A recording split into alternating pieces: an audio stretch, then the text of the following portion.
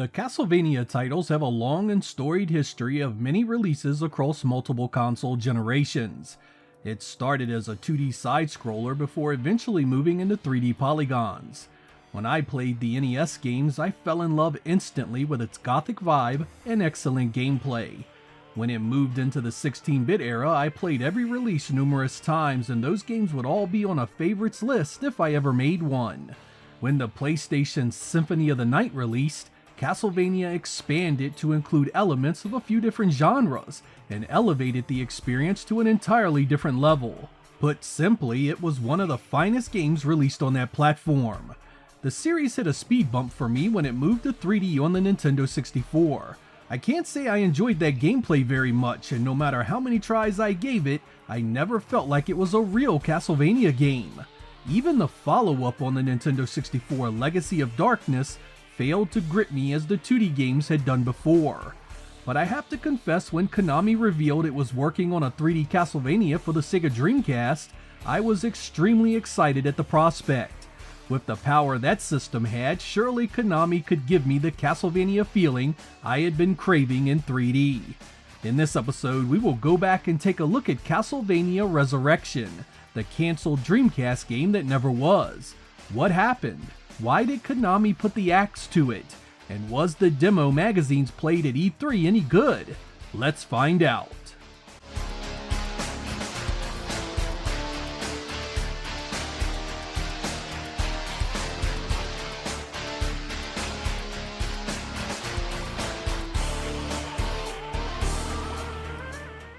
To give you some background on Castlevania Resurrection, you heard about this game all the way back right after the Japanese Dreamcast released in late 1998. I can remember it popping up in Electronic Gaming Monthly and immediately being brought into question because it was being developed by Konami of America, which was a huge turn of events because all of the original games in the series prior to this had all been developed in Japan.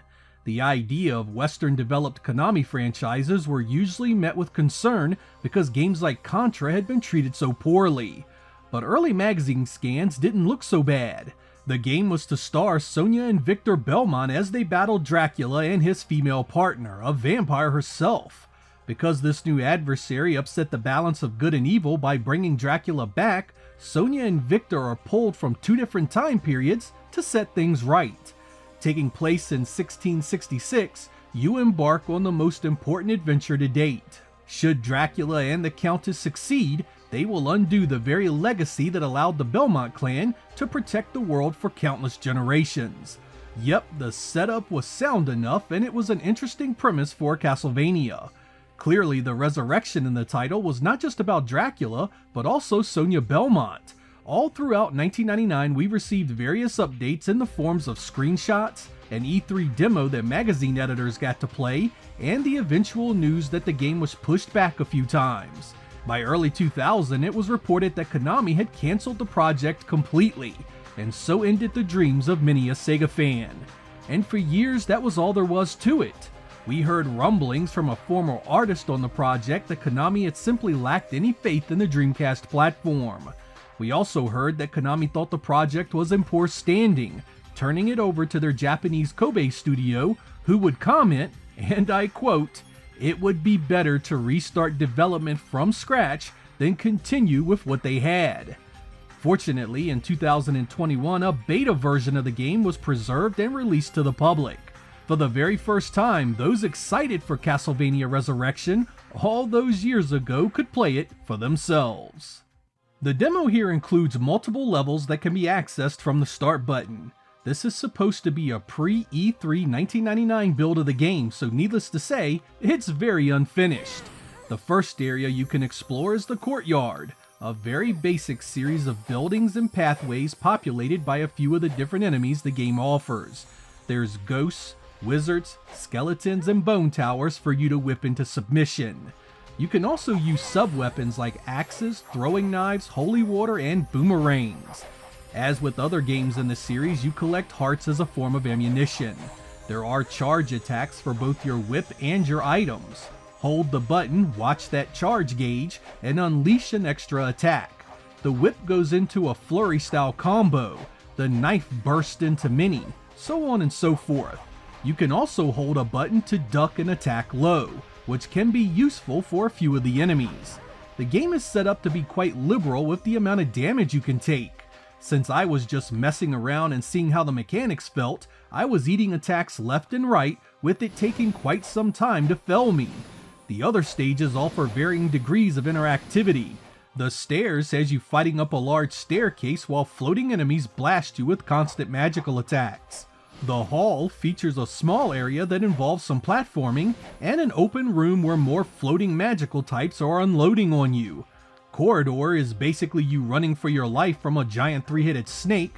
And finally, Chapel is another simple area filled with the same enemies you battled before. You do eventually open up a set of doors that reveals the boss Medusa. Whip her until her head comes off and then keep on attacking.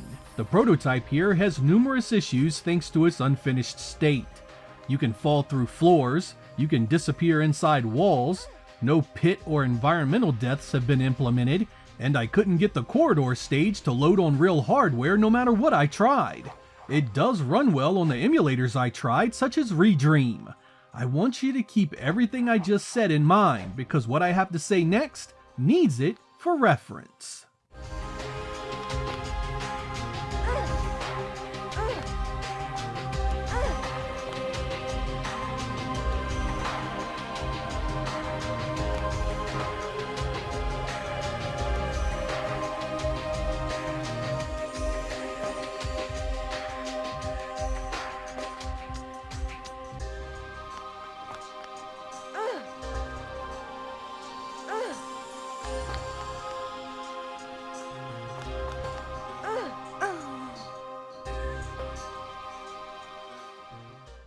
Coming at this unfinished demo as someone who would have played it back in 1999 as a preview, I cannot help but to be disappointed at its state of quality.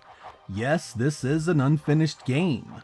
Yes, reviewing it as anything else is completely unfair. But my impression of this is one of surprise, that it's as far along as it is and fails to capture any of the appeal the series is known for. This was a game in development in 1999. Yet it feels far worse than the earliest 3D games available many years before. There's no lock-on system in place to help you attack. There's an auto-seek option you can turn on, but it either isn't implemented properly or it just doesn't work worth a damn, because hitting an enemy with any finesse or accuracy is nearly impossible. The demo is called a prototype for a reason, but it's still multiple levels worth of development. The hit detection is there. Enemies have been designed, much of the animation is in place, the soundtrack was even finished. This demo is clearly work that has already seen a considerable amount of time in development, so any notion that Konami of America was onto something special here is questionable at best. The gameplay on display is imprecise, tedious, and lacking a Castlevania feel more than I ever would have imagined. If I was in charge at Konami and my US division had shown me this as the fruits of their labor when the game was supposed to launch 8 months later, I would have postponed it as well, if not canceled it right then and there. This product, even considering its very unfinished state, needed a lot more time to implement countless changes before this ever would have been a compelling software release worthy of the Castlevania name. It's very easy to believe that when Konami's Japanese management had a go at this, they were unwilling to see it finished. Looking back on Konami's releases for the Dreamcast, which went well into 2000, I don't think it was a simple matter of them having little confidence in the Dreamcast brand. This project was on track to be another classic Konami franchise cursed by the touch of a Western studio.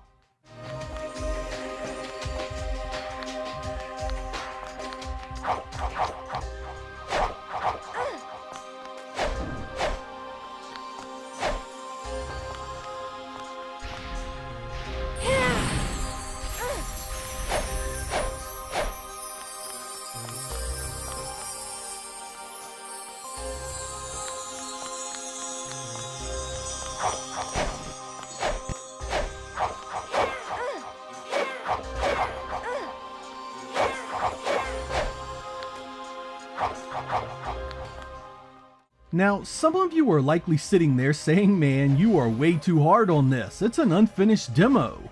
While I agree keeping things in perspective is important, you need to understand that this pre-E3 demo, as it's called, was still at that time on track for a January 2000 launch. Simply tightening up the physics, finishing the art assets, optimizing the engine, or adding in some more boss and enemy characters was not going to fix this.